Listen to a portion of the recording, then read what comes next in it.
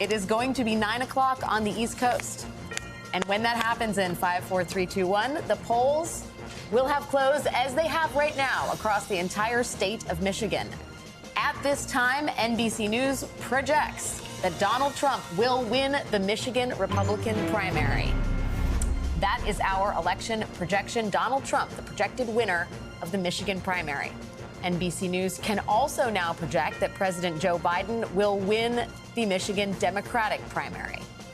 Again, Joe Biden, projected winner of the Michigan Democratic primary. Let's head over to Steve Kornacki, who is where he always is, his post at the big board. Steve, what are the latest numbers here? Yeah, well, you can see if you've been following for the last hour, the story has been really the difference between the polls being open and closed in Michigan is Gogebic, Iron, Dickinson, Menominee together a combined 0.5% of the statewide vote. So everything else has been closed for an hour. But now that the Wisconsin border counties are closed, we can make that projection. But it's been evident to you if you've been watching it for the last hour what's been happening here. And one of the things is as more and more vote has been coming in, it was initially very concentrated right here in southeastern Michigan, but more votes from the rural areas up north are starting to come in. Some of the UP is starting to come in, and that Haley number has continued to tick down and down ever so slightly. Now she's just over 30% at 31%. Now Trump a better than 2-to-1 lead over Nikki Haley. And we mentioned, if you were watching just a few minutes ago, in southeastern Michigan, the two counties where Haley we think is going to do best tonight, and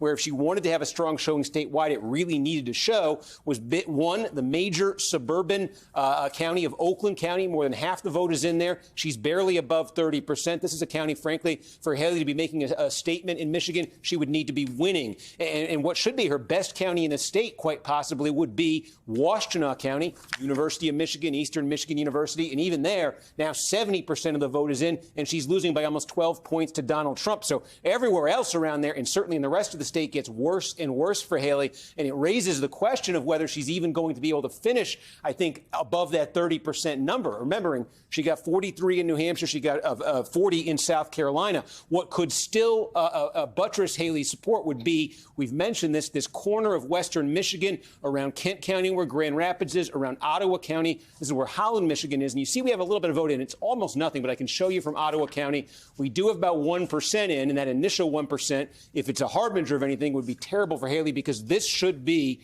outside of those two counties I just showed you, her best area in the state. There's a 5-county region here that's about 17% of the statewide Republican primary vote total. And this 5-county region, Donald Trump didn't win a single one of them in the 2016 Republican primary in Michigan. In fact, in 2 of them, including the one we've just highlighted here, he finished in 3rd place in 2016. This is as he was winning the state by a double-digit margin. So, again, if Haley wants to get that statewide number up, or wants to at least stabilize it where it is, I think this area is really going to have to come in for her. One other sort of big outstanding slice of vote in southeastern Michigan, we're still waiting on Livingston County, nothing there. But again, especially once you get north here, basically we could say Saginaw, it's a bit arbitrary, but once you get north of there, it's basically Trump country. In small rural counties with large populations of non-college white voters, the core Trump base, you can just see what's happening here as they start to report in. You're going to see margins like that. Cumulatively, they're going to add up, and they're going to buttress that Trump number statewide. Now, taking a look here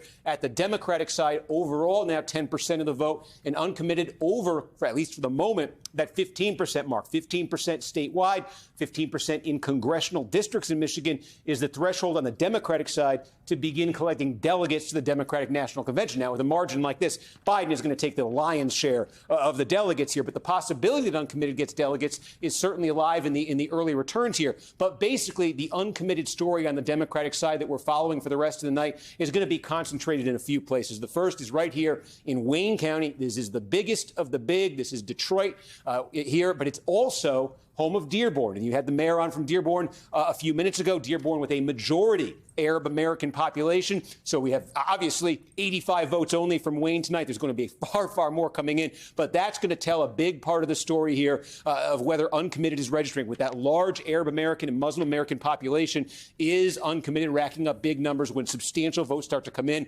And then the other type of vote, the other demographic that uncommitted might be drawing support from, we said, college counties, college students, maybe college faculty for that matter. We've certainly gotten indications on college campuses of a lot of dissent towards Joe Biden's Israel-Hamas policy. So Washtenaw County, University of Michigan at Ann Arbor, Eastern Michigan University, About 40% is in right now, and that uncommitted number continues to hover just below a quarter of the vote right there. The other major places to watch then for this uncommitted factor would be college counties, really, in the rest of Michigan. So places you would look, this is Isabella County up here. This is where Central Michigan University is. This is Kalamazoo County. Western Michigan is here. Let's go Broncos. Go up to Marquette. Oh, a beautiful county. Marquette is on Lake Superior. It's also the home of Northern Michigan University. And you could look right here in Houghton County. That's where Michigan Tech is. So we could look in these counties as they come in. We do have some vote in Isabella and Kalamazoo. I don't believe it's much. Yeah, Isabella is just a scattering, and Kalamazoo is also just a scattering.